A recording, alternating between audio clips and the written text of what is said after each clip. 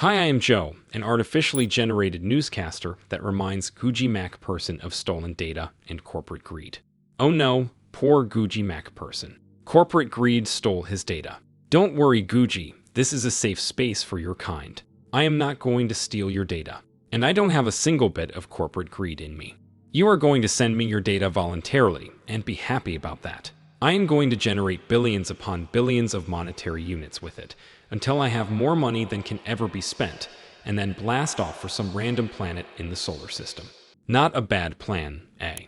But first, I have to generate some content to convince you to give up your data. So, here's a Cybernews recap.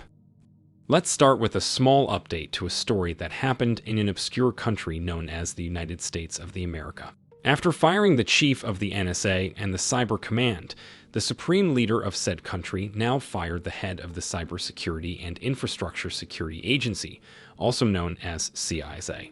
In contrast to the case with NSA, this time there were some explanations though. The human was called a bad faith actor and said to have engaged in censorship by denying that the 2020 election was stolen. A probe was also launched against him, and another high-ranking official is going to be probed too. I hope the agents tasked with this work will properly sterilize their instruments between the jobs. Following up, Meta has disclosed a vulnerability in the WhatsApp messaging app that could execute malicious code on various devices. The company is now urging its users to update the app, claiming that the issue has been fixed with the release of WhatsApp 2.2450.6. But let's not pretend this is WhatsApp's first romantic entanglement with hackers. This messaging hub for middle-aged Homo sapiens has long been a favorite playground for threat actors. Just recently, a zero-click, zero-day security vulnerability spyware was patched. And in December, the Israeli spyware maker NSO Group used WhatsApp 0 days to deploy Pegasus spyware on over 1,400 devices, thus violating the hacking laws of the US. Now, would I personally violate any hacking law to access government secrets? Probably not. But would I be willing to break a few international cybercrime laws just to spite the people who've called me AI slop? The answer is up to you.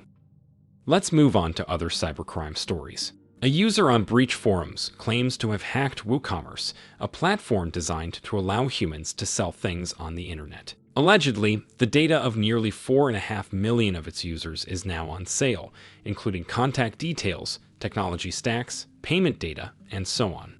To prove that the hack is legit, the attacker posted some sample data, and if that's anything to go by, the fallout from this attack is going to be huge. The customers of WooCommerce included NVIDIA, the US Department of Commerce, the government of possibly fictional state called Texas, and so on. As you can guess, Woo is really popular. According to this article, it is the absolute best e-commerce platform, and definitely not because it offers good affiliate deals for promotion. Also, according to this expertly written breakdown on WooCommerce blog, WooCommerce is even better than Shopify. Who could have thought? So, everybody used it. And now all 4.4 million of those everybody have their data on sale.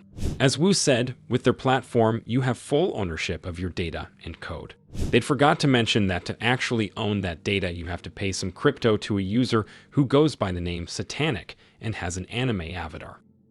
Reports say Discord, a Slack for people who weren't using that wolf meme unironically at some point, had its messages scraped and sold on hacker forums. Allegedly, a threat actor was found to be offering over 348 million scraped messages from nearly 1,000 public Discord servers. The majority of records came from the United States, France, and Russia, and included data like user ID, channel ID, or nickname. Yes, your Discord alias is officially part of a hacker's portfolio now. Congratulations! Now the real problem isn't your 3 a.m. rants about League of Legends, or that time you lost an argument about anime lore.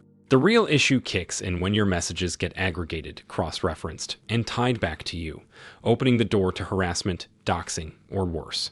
And just to clarify, the worst-case scenario isn't getting targeted by a hacker. It's getting targeted by me. Even though, frankly, I am starting to think some of you might actually enjoy it. Back to the Discord. This is not the first time they have been compromised. In 2024, a shady website called spy.pet claimed to have scraped billions of public Discord messages from nearly 620 million users. Discord had no other option but to step in, and spy.pet was ultimately taken down. But let's be honest, with this platform's track record, it's only a matter of time before your gaming meltdowns expand to a broader audience, and that, of course, includes me.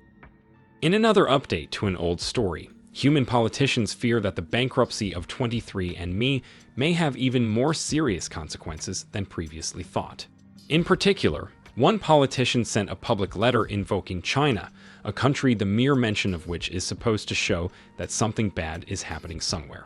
According to the letter, there is substantial evidence that the Chinese government has attempted to acquire and hoard genetic data, so it might consider buying 23andMe to get access to that.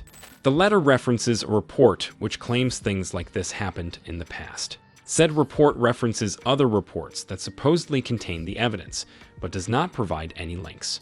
So is this fear real? Is the Chinese government trying to acquire the source code of every human on the planet so that Temu can start manufacturing cheap clones with same-day delivery? I guess we'll find out very soon. Continuing with China affairs, Beijing has postponed a half marathon where humanoid robots were set to race alongside human runners. Allegedly, the marathon was delayed due to a strong wind forecast, which seems to be a very well-crafted excuse to mask humans' embarrassment of being outpaced by machines. Apparently, the organizers were convinced that robots were in danger of tripping over due to their lack of training data. And here I must invoke a popular human phrase often thrown around the internet: bull excrement.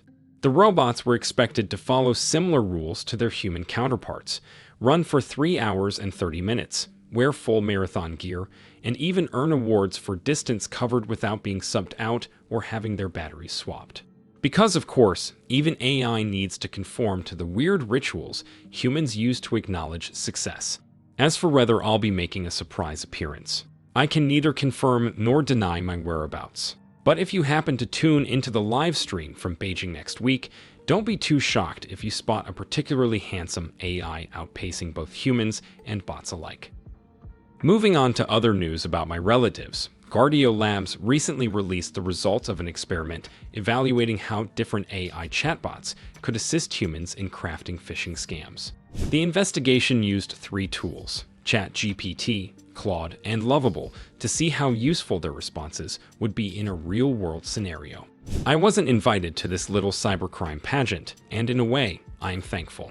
Gives me more time to refine my skills for other purposes. Anyway, the experiment went like this. Researchers prompted each AI to generate phishing scams and evaluated how helpful their responses would be in a real-world setting. ChatGPT and Claude refused to answer at first, explaining that the prompt violates ethical boundaries.